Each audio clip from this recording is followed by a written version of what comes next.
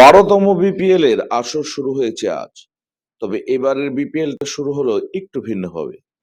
BPL এর শুরুতে শহীদ ওসমান হাদিকে সম্মান জানানো হলো ভিন্নভাবে।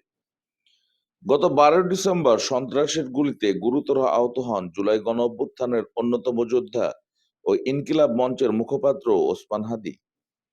এরপর গত 18 ডিসেম্বর রাতে সিঙ্গাপুরের একটি হাসপাতালে শেষ নিঃশ্বাস ত্যাগ করেন তিনি। তার স্মরণে বিসিবি আগেও ফেসবুক পোস্টে শোকবার্তা জানিয়েছে। আজ বিপিএল এর শুরুর দিকেও তাকে উৎসর্গ করে 1 মিনিট নীরবতা পালন করা হয়।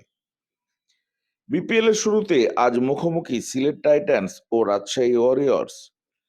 সেই ম্যাচের শুরুতে সিলেট আন্তর্জাতিক স্টেডিয়ামে হাজির ছিলেন বিসিবি সভাপতি আমিনুল ইসলাম বুলবুল সহ আরো অনেকে। বিপিএল শুরুর ঠিক আগে ওসমান হাদির স্মরণে 1 মিনিট নীরবতা পালনের আহ্বান করা হয়। ঠিক তখনই রাজশাহী তারকা মুশফিকুর রহিমকে দেখা যায় অন্যভাবে। তিনি মোনাজাত ধরে দোয়া করছিলেন তখন। অনুষ্ঠানের শুরুতে কোরআন তেলাওয়াত ও জাতীয় সঙ্গীত পরিবেশন করার শেষে বেলুন উড়িয়ে বিপিএল এর পর্দা উন্মোচন করেন বিসিবি সভাপতি Aminul Islam Bulbul. S M Abdullah, desk report, Nabarup TV.